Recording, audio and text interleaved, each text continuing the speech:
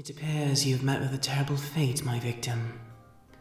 Turn around now, and you may yet be spared. This is your final warning. You will meet a fate worse than death should you proceed. Very well. You leave me no choice. Now, your soul is mine. What? You're not scared? Well, that sucks. I thought I was scary. Normally, hearing my voice out of nowhere scares people off. It's actually quite funny to see them run, even when I mean them no harm. You're seriously not running? You knew this place was cursed, and yet you still didn't run with your tail between your legs. So you're, what's the term I'm looking for? Ah yes, urban explorer. Although this place is far from urban. We are in the middle of nowhere. This place has been abandoned for quite some time, I think. The days go by. Are you able to tell me the year? 20 what? No, that can't be right. Last I checked, it was 1947. Are you sure? Oh, what am I saying? Of course you're sure. This is quite the shock. Why does this place look so good for an abandoned site? Well, that's because of me. I've been keeping things in tip-top shape ever since everyone left. This is quite a lot to process. Come, I'll bring you into the tent. We have much to discuss. So, what's your name? A wonderful name. I bet it encapsulates who you are. Mine? That's the issue. I don't have one. My creators discussed many names for me. Lee, Anthony, Gideon. He was very fond of the latter, as that was his name. Although the name Balthazar was a running joke between us, we couldn't agree. After all this time, I've been so focused on keeping this place in running order that my name really hasn't occurred to me. My creator left due to, let's say, differences between him and the rest of the staff here. See, my creator was a very powerful psychic. He could do wondrous things with his mind, levitate objects, light candles with a swish of his hand, and, well, create things like me. Are you familiar with the concept of a tulpa? Well, how do I put this? Think of the concept of an imaginary friend, a companion you can make with your mind. Now, an imaginary friend is just that, imaginary. Very skilled, creative, and spiritually gifted people can make an imaginary friend real. My creator learned how to make something like me by studying with monks in the East. After the war ended, he came here and decided to work as a psychic, as he wasn't really talented at anything else. I mean, he was a confident man, but his singing voice made him insecure, despite the fact he was an excellent singer. He had a dream to create a circus, but not just any circus, one full of tulpas, of thoughts made material. What is a circus without a clown? Correct. Not much of a circus, is it? I was his first creation. He was the literal brains behind the operation, but I was meant to be the voice and face of this place. My act was that I was a clown who had come from beyond the veil of life and death to bring joy and happiness to those who wished to see my shows. Well, quote-unquote my shows. I did have a name, but it wasn't something most people would want to introduce themselves as. My stage name was The Presence, on account of my spiritual nature. I wasn't meant to be a silly clown or a clown you could laugh at.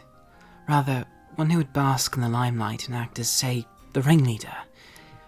I would announce each act and open and end each show, All the while, not a single person knew I was a mental construct. There were others, of course. There were, of course, other clowns and freaks, sword swallowers, jugglers, and entirely made-up animals and monsters, made from my creator's mind. We were the talk of the town. Everyone loved us. But well, my fellow creations didn't love our creator. He favored me over everyone else. They all wanted his attention and praise. They'd rarely get it. They also felt abused and used by him. After all, he'd given them life just to use them as something to be gawked and laughed at. He hadn't taken that into account. You know, how they'd feel. It got to the point where two factions started to form. Those that were loyal to the creator, and those that hated him. I had attempted to make peace between the two. Really, I did. But the side that started to hate him saw me as his favourite and his lackey. Which, I'll admit, I was. One night, after his show had gone wrong, my creator did something out of the ordinary. He had a really bad day and he started yelling at all of us tulpas. A fight broke out and, well, they all chased him into the nearby woods. It seems I'm the only one left here. Those that remained loyal stayed, but over time, they all left. Even the clockwork jackalope left. It's all so silly now that I look back on it. Why have I been scaring people off? I've been waiting for the creator to return, but now that I know so much time has passed, I know he won't. I suppose I thought people would vandalize or take precious items from here. You can make a fortune off of many items here, especially the things in the creator's safe. I thought he'd be back, but now, my only friend is gone. How could I have been so naive? Go. You're free to go. I meant you no harm in the first place. Please, just let me wallow in my sadness. What? What do you mean you'll be my friend? If this is some kind of sick joke, I assure you it's not funny. Wait. You're serious, aren't you? You wish to befriend some metaphysically made clown. Don't you have a job or anything better to do? I'm definitely not worthy of your time. Well, if you do intend to be my friend, please be sure to visit. Thank you, my new friend. I won't disappoint. Come with you. That'll be hard to do, because I've tried leaving this place. I tried to do so after the creator left for the woods. I could feel myself growing faint, and saw parts of me turn invisible. I think I'm tied to this place. After all, the effect must be worse even now because I've been here so long. Although, how do I still persist, even after my creator's death? I'll read up on the subject in his study. He had a lot of books and scrolls pertaining to phenomena like me, although some are in languages I can't quite understand.